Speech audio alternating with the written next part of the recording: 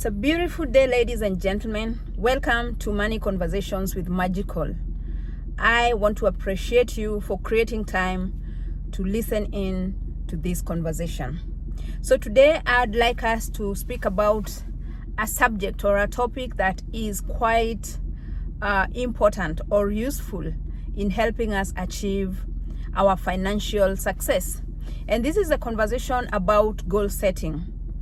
Goal setting becomes a roadmap. It helps you forge a roadmap towards achieving your success.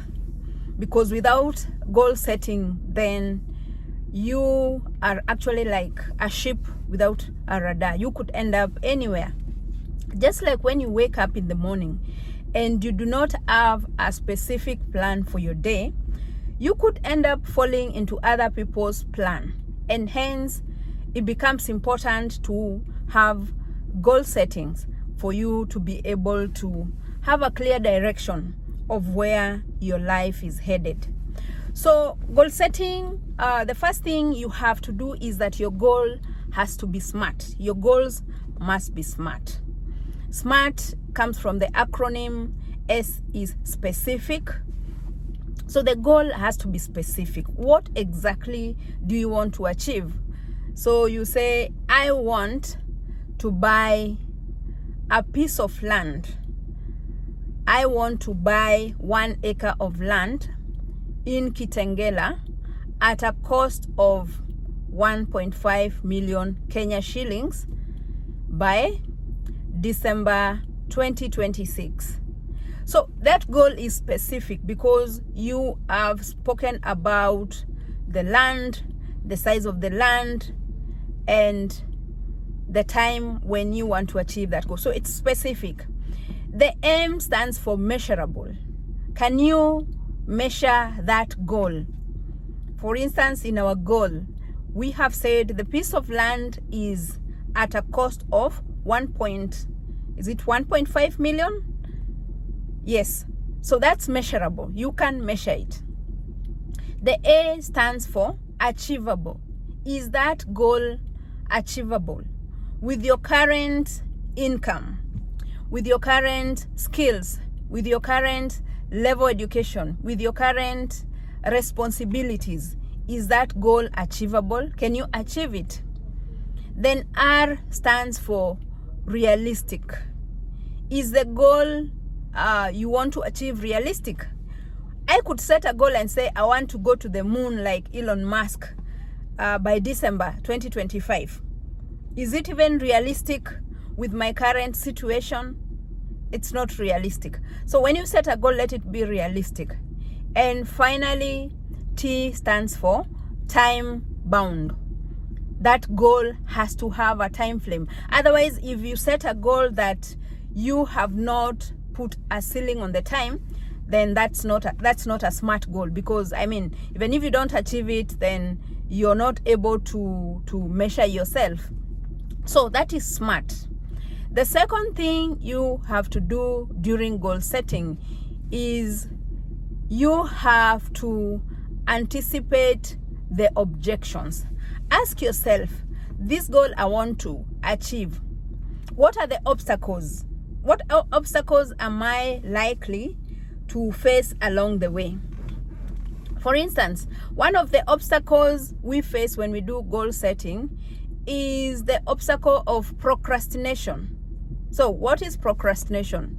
It's the habit of postponing what you need to do today to tomorrow. That's procrastination.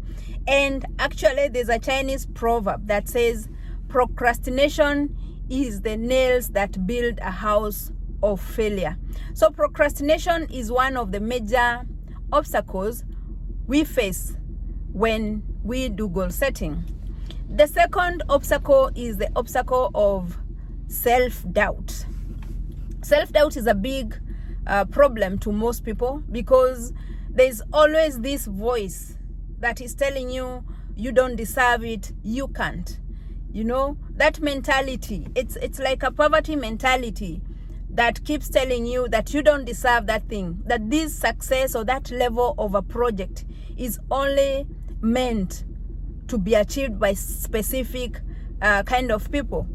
For instance, you've said, I want to buy a ranch, 100-acre ranch in, let's say, Kitengela, at a cost of, how much? I don't know. Just give a rough figure of 200 million.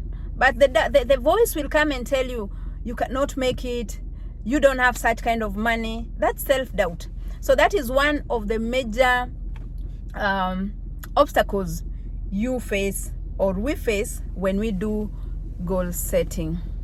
The other thing you have to do once you've set your goal, once you've set that SMART goal and you've anticipated the obstacles, you have to break down the actions into actionable bits. So for you to achieve that goal, it's not good enough to set the SMART goal to say, I am buying 1 acre of land in Kitengela by December 2026 at a cost of 1.5 million. That is beautiful. I mean, that's a wish. If you do not put actions, the actions you need to take to achieve that goal is what is important. So you could say, to achieve that goal, definitely you'll need the 1.5 million. But how do you achieve the 1.5 million?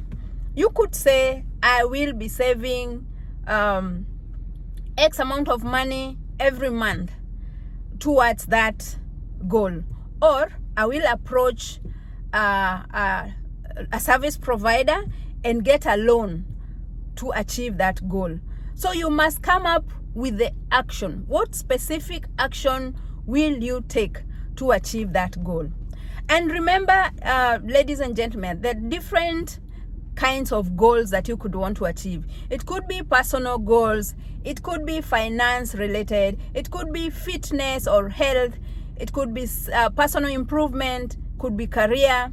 So each of these goals must be accompanied with an action. Otherwise, a goal without an action is just a wish.